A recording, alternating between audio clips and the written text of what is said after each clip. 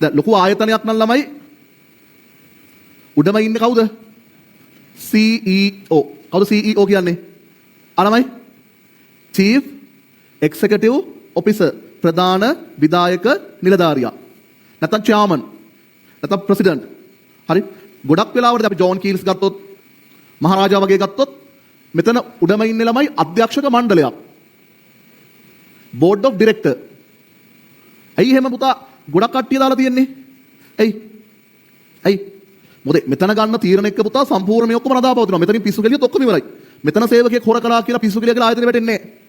මෙතන එකේ පිස්සු කෙලියොත් ඔක්කොම වඩා වැටෙනවා. ඒ නිසා සාමාන්‍යයෙන් කොමස් ළමයි දන්නවනේ. ගොඩක් වෙලාවට අධ්‍යක්ෂ මණ්ඩලයට පුතේ ලොකු සමාගමක් නම් වැඩිම ෂෙයාර්ස් තියෙන කට්ටිය අහු වෙනවා. ඒ කට්ටිය සල්ලි දීලා බඳව ගන්නවා පුතේ කවුද? විශ්වවිද්‍යාල මහාචාර්යවරු වගේ කට්ටිය. ඇයි? තීරණ ගන්න. මේ කට්ටිය කරන්නේ සම්පූර්ණ තීරණ ගන්න එක.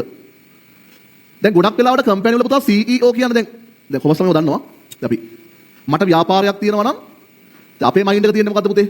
මම තමයි අයිතිකාරයා, මම තමයි මේකේ ලොක්කා. දැන් මේ concept එක තියෙනවද පුතේ? නෑ. ගොඩක් ව්‍යාපාරවල ළමයි අයිතිකාරයා පැත්තකට වෙලා ඉන්නවා. එක පුද්ගලයෙකුට ආයතනය බාර දෙනවා CEO දාලා. ලොකු පඩියක් දෙනවා, ලක්ෂ 25ක් 30ක් දෙනවා, ගියක් දෙනවා, වාහනයක් දෙනවා. ඇයි? අර අයිතිකාරයා හරි ෂූන් එකේ ඉන්නවා. නැත්තම් පුතා ලොකු බරක්නේ. හරි.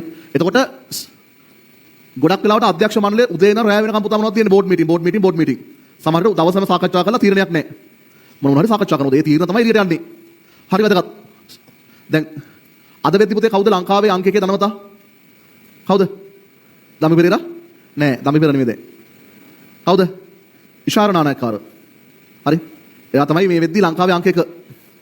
එතකොට ගොඩක් කට්ටිය ඉෂාර නානායක්කාර දැනගෙන හිටියේ නෑ. ඇයි? සෝෂල් මීඩියා නෑ. මොටිවේෂන් කතා නෑ. TikTok නෑ. වැඩ විතරයි. ප්‍රධාන වශයෙන් LOLC සමූහ ව්‍යාපාරය. ඉන්ඩස්ට්‍රි කියන්නේ පුතා බූවල්ෙක් වගේ මොඩල් එකක් කියලා. ඒ බූවල්ෙක් වගේ කියන්නේ හැම ව්‍යාපාරයකම කොනක් මිනිස්සුන්ට ලඟ වෙලා තියෙන්නේ. හැම ව්‍යාපාරයකම ලින්ක් එකක් තියෙනවා. වැදගත්ම දේ තමයි අහගන්න. පුතාලටත් එමෙ ගන්න දේවල් තියෙනවා. ඉෂාර නානායක්කාරට වයස පුතේ අවුරුදු 57යි. ඉෂාර නානායක්කාරේ තාත්තත් ව්‍යාපාරිකයෙක්. එහෙම වෙලත් ඔහු අවුරුදු 57ක් බලාගෙන ඉන්නවා. පළවෙනිය වෙන්න. අපේ ළමයි දියුණු වෙන්න කැමතියි, දියුණු වෙනවා. හැබැයි 22 වෙද්දි ඔක්කොම කරගන්න ඕනේ. ගේක් හදන්නත් ඕනේ, වාහනයක් හදන්නත් ඕනේ, කසාද ළමයි හදන්නත් ඕනේ. ඒව නම් කරයි නේද? මතක තියාගන්න පුතා සියල්ල එකවර ළඟා කරගන්න පුළුවන්ද? සියලු දේවල් පුතා අවුරුදු 25 වෙද්දි කරගන්න පුළුවන්ද? බෑ ළමයි. පුළුවන් නම් හොඳයි, අමාරුයි. ටික කාලයක් ගත වෙනවා. තේරෙනවද? ටාගට් එකක් තියාගන්න 26 වෙද්දි වාහනයක් ගන්න, 30 වෙද්දි ගයක් හදන්න. එහෙම ටාගට් වලින් ඉස්සරහට යන්න. එක පාරට දියුණු වෙන්න බෑ. ඒ ගොඩ ළමයි තියෙන ප්‍රශ්නයක්. ළමයි හරි ඉක්මනට දියුණු වෙන්න උත්සාහ කරනවා. එහෙම බෑ පුතේ, කාලය අවශ්‍යයි.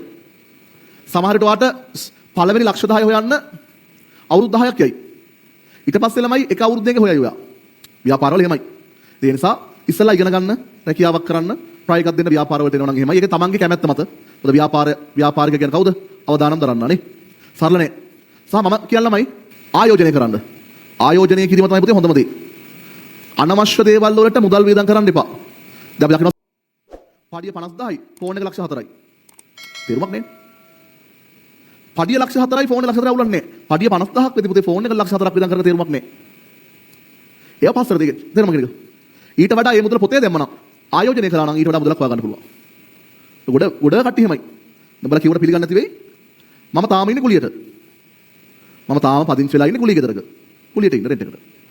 හරි? ඔව් දැන් අපිත් නෑ දැන් කියනවා දැන් ගියක් හදන් ගියා නම් හොඳයි නේද? ගේ හදන්නේ නැද්ද? මං කියනවා නේ. ඇයි ඒ? ඔය ගේ හදන්න පටන් ගත්තා නම් පුතා දන්නවනේ ගෙවල් කියන්නේ පුතා මොනවද? අම්බු ඉවරයක් නෑනේ. තියෙන හොඳම විදිහට හදන්න පටන් ගනි. අතේ තියෙන සල්ලි ටික ඔකට ඔක්කොම යට කරනවා. වැඩක් නෑනේ පුතා. වැඩක් නෑ. හරි? එතන මම කලේ මොකද්ද? ඔව් මම මේ ගේ හදන්න දැන් කෝටි 5ක් යනවා නම් ඒ කෝටි 5ම ආයෝජනය කරලා ඒකෙන් එන සල්ලි වලින් ආයෙ ගයක් ගත්තා. ආයෝජනය කරලා ඒ එන සල්ලි වලින් මං ගයක් මිලදී ගත්තා. තාම එකට ගියේ නෑ. තාම ඉන්නේ කුලියට. එතකොට තාම ගයක් කුලියට ගත්තා. මම කුලියට මිල ගත්තා. මම මුලින්ම ළමයි ගේ හැදුවා නම් මොකද වෙන්නේ? ගේ විතරයි මොකුත් නෑ. මම මුලින්ම කළේ සල්ලි ආයෝජනය කළා.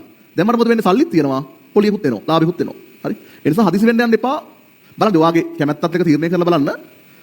මම නම් කියන හොඳම දේ පුළුවන් නම් එක එක දේවල් ආයෝජනය කරන්න හොයලා බලන්න. පිරමීඩ කාර්යයට අහු වෙන්න එපා. හරි?